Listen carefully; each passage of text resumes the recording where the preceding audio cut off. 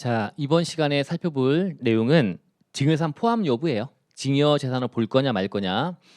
이것들이 기왕 기술된 적이 있는 그런 이제 중요한 주제입니다. 자, 일단 주제는 여러 가지가 이제 있는데요. 내용 안에. 자, 먼저 첫 번째가 상속재산 협의 분할입니다.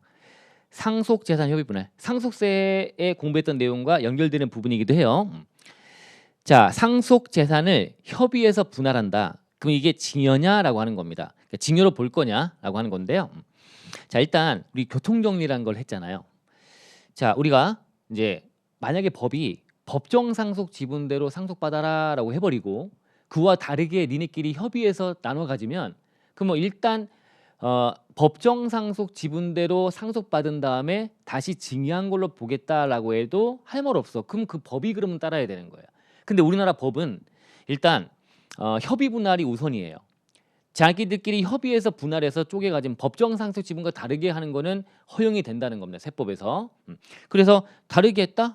괜찮아요. 그죠? 그러면 먼저 상속받은 다음에 다시금 증여한 걸 보지 않고 그냥 상속세만 내게 돼 있습니다. 이렇게 구조가 돼 있어요.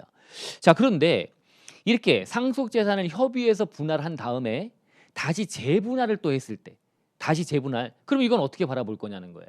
근데 민법은 우리가 세법에서 바라보는 여러 가지 세금 측면에서 어떤 조작을 하거나 회피하거나 이런 것들이 중요한 게 아니라 민법에서는 서로 간에 협의해서 뭐 상속받은 걸 나눠 갖겠다는 거는 여러 번 해도 민법에서는 다 상속 개시일 현재로 소급해 가지고 효력이 있다고 얘기해요. 그럼 여러 번 마음 바뀌고 하는 것들은 민법은 다 허용하는 거지. 세금에 대한 걸 고려하지 않다 보니까 그냥 인정이 되는 걸로 보시면 돼요. 근데 세법은 그렇게 했다가는 누가 배우자가 얼마나 가져가냐 등에 따라서 우리 지난차 시 등에 공부했던 배우자 상속공제라든가 이런 것도 달라지는 거 아닙니까? 배우자가 가져가는 걸 가지고 출발해서 한도랑 비교해서 배우자 상속공제를 했기 때문에 이런 여러 가지들이 내용이 유리하게 뭔가 했다가 다시 바꾸고 이런 식으로 회피하고 하면서 조작할 수가 있기 때문에 그래서 세법에서는 재분할에 대해서 신경을 막 쓰는 거예요. 다시 분할한다고? 그러면 안 된대요. 그러면 최초 협의 분할 등이 돼서 등기 등이 된 상태에서 다시금 다르게 재분할을 하게 되면 다시 증여한 걸로 보겠대요. 이렇게 출발하는 거예요. 하지 말아라 이렇게 하면서 다만 나오는 겁니다. 들어보세요. 자, 먼저 상속재산을 최초로 협의 분할했대요. 아예 그러면 이거는 괜찮아요. 한 번에 협의 분할은 인정이 되는 거예요. 자, 이게 상속세 안에서 그 상속 순위라는 거 안에서 협의 분할이 우선이기 때문에 법정 상속 지분대로 가져가는 것보다 협의하는 게 우선이기 때문에 협의 분할을 처음 한 번 했다면 언제 하든 간에 증여세 과세하지 않고 그냥 넘어갈게. 그래, 인정이라고 하는 거죠. 그래, 잘했다, 넘어가겠다. 자, 상속 개시 후에 협의 분할에 의해서 최초로 상속인이 취득하는 재산가액이 민법 등에 정하는 법정 상속 지분이라는 게 있는데 그걸 초과해서 뭐 등등에 불문하고 시기를 불문하고 다 최초 협의 분할은 증여로 보지 않는다. 끝. 그죠? 최초 협의 분할은 근데 문제가 되는 건 재분할이다. 재분할. 재협의 분할했을 때 자, 원칙적으로는 증여세 과세를 해버리겠답니다. 자, 다시 분할했다고? 그럼 먼저 협의 분할 된 걸로 끝. 그 다음에 다시 달라졌다고? 그러면 이제 더 가져간 쪽에서 덜 가져간 쪽으로부터 증여받은 걸로 보겠다. 이런 거지 이제. 그래서 각각 어쩌고저쩌고해서 확정 등이 된 상태에서 상속분이 최초 분할해서 확정 등이 된 상태에서 등기 등이 됐는데 다시 재분할로 해서 누군가 더 가져가고 덜 가져가고 이렇게 증가 감소가 했다면 이때는 증여받은 걸로 포함한다라고 하는 게 출발. 근데 예외. 자, 이런 경우는 재분할이지만 증여세 과세하지 않겠대요. 아, 신고기한네. 그렇지. 신고기한이 있잖아요. 돌아가시면 상속 개시하면 그달의 말일부터 6개월 내 신고할 텐데 그 신고기한 내 재분할이 된다면 이때는 다르게 이루어진다. 왔다 갔다 이랬다가 저랬다가 괜찮아. 여러 번 해도 신고기한 내에만 제대로 해서 그놈으로 확정되면 그놈으로 신고해. 그런 의미예요. 그래서 신고기한 내 재분할 인정된다. 두 번째는 재분할에 정당한 사유가 있대요. 정당한 사유가 있는 경우 자, 다시 분할한 것이 사유가 있구나 인정된다라고 하는 거예요. 첫 번째가 상속 회복 청구의 소송에 따라 확정 판결에 따른 변동이 발생했대요. 최초 분할했어요. 분할하고 끝났지라고 했는데 누가 찾아왔다고요. 찾아와서 자기도 상속권이 있다고. 그죠? 그래서 자기도 친아들이다. 아들이다. 그래서 나도 숨겨놓은 아들이었다. 그래서 찾아와서 숨겨놓은 딸이었다. 찾아와서 나도 상속권이 있어요. 라고 하면서 나도 껴줘요. 라고 해버리면 그죠? 다시 분할 또 해야 되는 거 아니겠습니까? 이런 경우야. 상속 회복 청구의 소송의 확정 판결에 따라 변동됐을 때 이거는 재분할할 수 있다. 애초에 최초의 협의 분할은 인정된다라고 하듯이 얘도 최초 협의 분할 자체가 이제 그때는 몰랐던 사항이 나중에 발생해서 다시금 협의 분할한 거나 마찬가지니까 이거 인정하겠다 그런 의미로 이해하시면 돼요. 그다음에 채권자 대위권 행사네요. 채권자 대위권 행사에 따른 상속재산을 재분할한대요. 채권자가 이제 있는데 자 갑이란 자가 사망하고 A와 B가 상속인인데 그 중에 B란 자가 상속받으면 자기 앞으로 상속을 받으면 자기 못 갚은 빚이 많아서 채권자들한테 뺏길 것 같으니까 그래서 자기는 상속 안 받겠어요라고 하고 있는 거야. B가 그러면 채권자 입장에서는 아니 이거 봐라 이게 상속 받아야 되는데 상속 안 받고 있는 이유가 나한테 뜯길까봐 그런다고 그러면 나서 갖고 자기가 채권자 대위권 행사를 하는 겁니다. 그에 따라 상속 재산을 재분할하는 거예요. 그러면 채권자 대위권 행사를 하면 채권자 대위권 행사를 하게 되면 그게 법정 상속분대로 등기등이 됩니다. 그래서 그런 다음에 얘 목, 이 B란 자의 목만큼을 압류걸어 갖고 뺏어가고 그런 과정이 되는 거예요.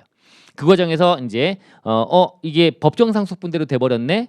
그랬다가 이제 그러면 자기들끼리 채권자 빚도 대신 갚거나 뭐 다른 일들이 발생한 거야. 그래서 갚아버린 거야. 그러면 다시 이거를 어떻게 해야 돼요? 이 B 뭐 A도 있고 B도 있다고 했을 때 A하고 B의 법정 상속분대로 이 부동산 등이 채권자 대위권 행사를 하게 되면 이때 A, B가 있다면 각각 1대1이다 반반씩이네라고 해서 이제 이렇게 해서 얘한테 채권자 대위권 행사에서 압류걸어 뺏어가려고 했더니 그럼 내가 빚 갚을게요라고 한 다음에 이제 이건 건진 거야. 건져갖고 이제 먼저 뭐가 돼버렸는데 대위권 행사하게 되면 법정 상속분대로 등기등이 돼버린 상태인데 근데 이거 말고 다른 걸로 또 이제 빚을 갚았다든가 해가지고 이걸 나눠 갖게 된 거예요. 그러면 이 자체가 다시금 최초 협의 분할처럼 되는 거잖아요. 그래서 그놈을 재분할한다는 거야. 요 놈을 이렇게 법정 상속분대로 됐죠. 이것 때문에 법정 상속 됐는데 그 상태에서 다시 재분할하는 거는 된다라고 하는 거예요. 이 자체가 최초 분할과 마찬가지지. 그 다음에 물납을 신청했대요. 물납 신청. 그럼 물납 신청할 때도 마찬가지. A, B가 상속인인데 이거 갖고 물납을 신청할 때도 이것도 법정 상속분대로 등기등을 한 다음에 그 다음에 물납 신청을 합니다. 근데 신청했는데 이게 토지인데 신청이 토지 위에 지상 건물 소유자가 다르대. 그럼 당연히 허가하지 않겠지. 그래서 허가받지 못해가지고 이제 이건 안 되니까 다른 걸로 물납을 해야지라고 하는 걸로 가버려서 그럼 이건 어떻게 해야 돼? 이제 이거는 다시 나눠 가져야 되겠죠. 이제 그 물납하려고 반반 1대1로 해서 등기등을 했는데 다시금 우리 그래 형이 더 가져가 등 이렇게 했다면 그럼 다시 재분할하는 경우 이것도 역시 말하자면 최초 분할처럼 취급되는 거죠. 그죠? 이렇게 해서 이것도 인정이 된다. 그래서 이 두 가지가 비슷한 취지예요. 채권자 대위권 행사, 물납 신청, 그죠? 이런 거 하게 되면 다 마찬가지 법정 상속분대로 등기등을 한 다음에 이런 일이 발생하게 되는데 근데 나중에 그놈을 나눠 갖는다면 다시 재분할한다. 말은 재분할이지만 그 자체가 어쩔 수 없는 법정 상속분대 지분됐다 했다가 다시 최초 분할하는 거랑 마찬가지니까 인정이 되는 걸로 이해해 보시면 됩니다.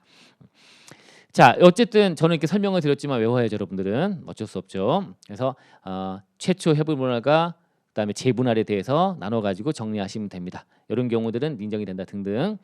자, 여기 하나의 주제였고요. 그 다음에 또 하나의 주제는 이제 반환 재증여입니다. 반환 재증여.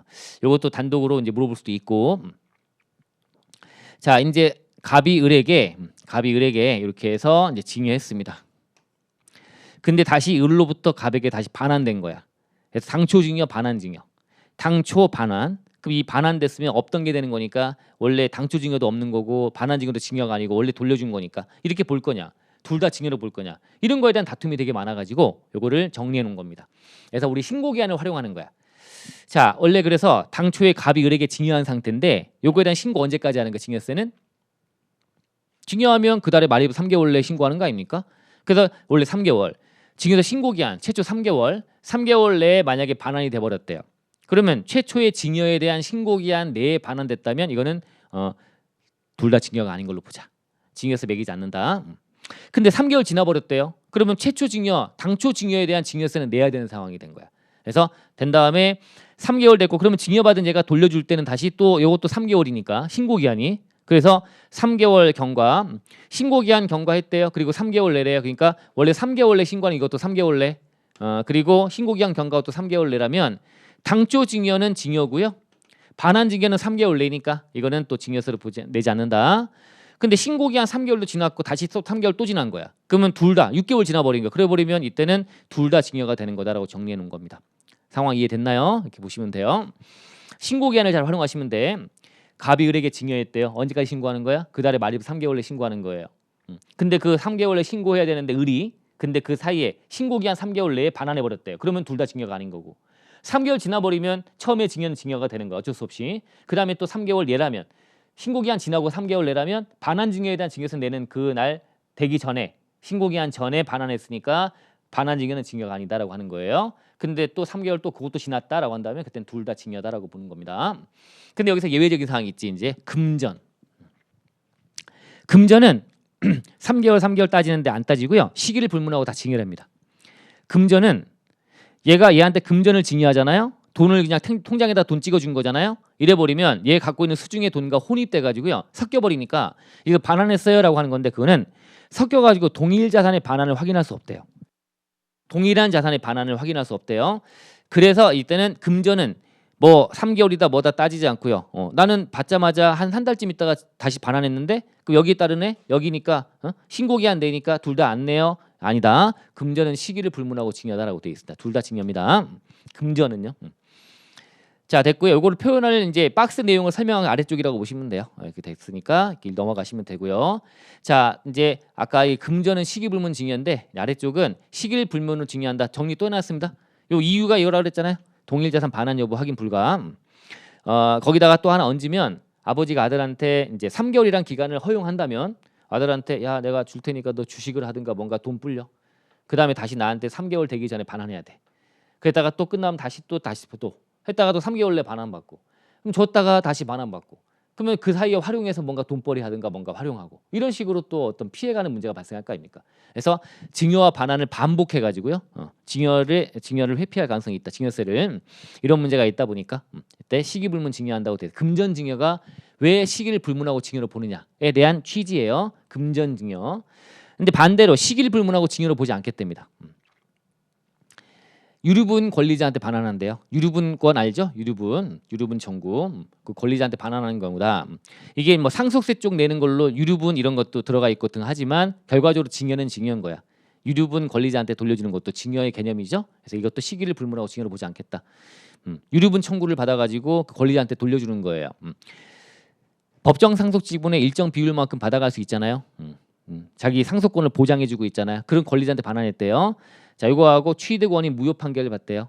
갑의을에게 징여했는데 조건을 붙여 징여한 건가 봐. 근데 을이 만족을 못했나 봐요. 그래가지고 갑이 에이 괘씸한 해서 싸워갖고 이긴 거야. 무효다 이거. 취득했던 게 징여했던 게 무효입니다. 없던 걸로 돌려주세요라고 해서 이겨버린 거예요. 판결 떨어진 거예요. 그래서 그런 경우 이거는 시기를 불문하고 다 징여가 아니다. 원래 갑의을에게 징여했던 원인 자체가 없어진 거예요. 무효 판결 내가지고 이런 경우는 징여가 아니다. 그래서 시기를 불문하고 징여로 보지 않는다. 다만 또 특이한 거 하나가 반환 전에 납부기 한 전 징여 사유가 있어가지고 결정 받아버렸대요. 자 이때 징여 받았습니다. 당초 징여를 받았고요. 그 달에 말일부터 3개월 내 이때 이게 신고 기한이니까 이때 기한 내에 반환하게 되면 그러면 둘 다 징여가 아니다라고 했던 거 아닙니까? 그럼 이때 반환하면 그런데 반환하기 전에 이때 만약에 납부기 한 전 징수 사유가 있어가지고 결정을 해버렸대. 최초 징여에 대해서 급박하니까 이래버렸다면 결정이 된 세금이 내야 된다는 얘기야. 그래서 당초 징여 처음에 징여한 거에 대한 징여세는 낸다. 근데 반환에 대한 거에 대한 징여세 또 낼 거냐? 그거는 이제 이 시간 아까 6개월 등등 3개월 이거 따져봐가지고 반환 시기에 따른 여부에 따른다고 돼 있네요. 그러니까 뭐만 당초 징여만 처음에 갑의을에게 징여했다면 그 징여 그놈에 대한 신고기한 3개월 내 반환돼 버리면 둘 다 징여가 아닌 걸로 봐야 되지만 아무리 반환됐다 하더라도 요놈에 대한 이 당초 징여에 대한 처음에 징여한 거에 대한 납부기 한전 유사유가 있어가지고 징여세 결정을 먼저 과세관청이 해버린 겁니다. 이래버렸다면 이때는 결정된 세금을 내라는 얘기야. 그거는 내는 거고 반환에 대한 거는 얘 같은 경우는 세금 안 내겠네요. 그죠? 당연히 여기까지만 하면 되는 거 아니야. 3개월 이때까지만 반환하면 안 보는 거니까 이때는 안 본다라고 보시면 돼. 이런 식으로 되어 있습니다. 여기 반환징여에 대한 얘기입니다. 요 틀 잘 잡아놓으세요. 그죠? 틀. 자, 내기 딱 좋지 않습니까? 쪼개진 물음으로. 그죠? 징여산 반환 재징여. 자, 됐고 이제 이혼에 대한 거는 이제 심심하면 등장을 과거에 했습니다. 요즘 안 나온 지가 좀 됐지만 어쨌든 이혼할 때 재산 분할. 자, 우리가 이제 배우자 간에 부부 간에 이혼을 하는 경우가 발생하잖아요. 이혼할 때 이제 갑에게서 을로 이렇게 재산이 만약에 넘어간다 이거죠. 넘어간다. 갑에게서 을로 이혼할 때 갑의 소유로 있던 게 을로 남편에게 있던 게 와이프에게 이제 이혼한 상태가 됐지만 어쨌든 이혼할 때 등기가 넘어가고 할 때 이때 둘 다 세금 문제가 없고 등 회피한 건 어떤 거라 그랬죠? 재산분할 청구권. 혼인 관계로 공동으로 소유하게 된 재산을 찾아가는 겁니다. 재산을 쪼갭니다. 분할합니다. 재산분할 청구권 행사에 따라서 분할하면 그러면 이거를 넘겨주는 갑도 세금 문제 없고요. 을도 증여세 같은 거 내지 않습니다. 내 거 내가 찾아오는데 뭐 이렇게 되는 거예요. 재산분할 청구권 행사. 근데 이혼할 때 위자료 지급이래요. 위자료 지급으로 하게 되면 이때는 갑 입장에서 자기 그 건물로 자기 앞으로 돼 있는 건물을 와이프에게 전처죠 이제 이혼하는 거니까 넘겨주게 된다면 이때는 갑이 위자료를 10억 줘야 되는데 대신에 자기 건물로 준 거니까 대물변제 개념이 돼서 우리 양도소득세 가시면 양도세 과세가 된다고 보시면 돼요. 그리고 그 건물을 받아간 이제 와이프 을 입장에서는 증여세 문제가 없다고 보시면 됩니다. 위자료 지급. 얘가 어떤 피해를 봐가지고 그걸 위자료로 지급받는데 무슨 증여세야, 그죠? 그리고 갑 입장에서는 이제 그 위자료 10억 줘야 될 걸 대신에 건물로 퉁친 거니까 건물을 판 거나 진비 없기 때문에 양도세 문제가 따른다고 되어 있습니다. 갑이 좀 불리해지는 거지 이제. 그럼 등기 뭘로 할 건지를 자 정해서 해야 되겠죠. 이혼할 때는. 자, 제일 회피한 거는 재산분할 청구권 행사. 자, 근데 이렇게 이제 되는데 이제 문제는 좀 더 확장을 해보면 그러면 갑이 을이 둘이 혼인 관계를 맺었다가 이혼하면서 갑이 을에게 줬다. 그러면 넘겨받은 토지든 뭐든 건물이든 을이 나중에 이걸 양도합니다. 양도할 때 요놈에 대한 취득 시기 언제냐를 따져봐야 됩니다. 이게 보유 기간에 따라서 여러 가지 혜택 받는 것도 있고 하기 때문에 세율도 달라지고.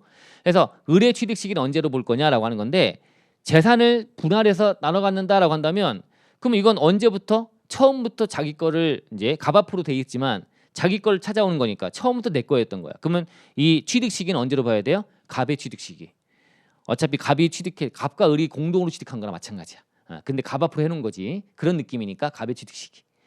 위자료 지급을 하게 되면 그때는 그냥 당연히 을이 위자료를 받은 거니까 그 자산 취득 시기는 갑에게 을로 넘어오는 시기, 이전되는 시기로 돼 있다라고 보시면 됩니다. 이렇게 보시면 돼요. 이렇게 틀 잡으시면 됩니다.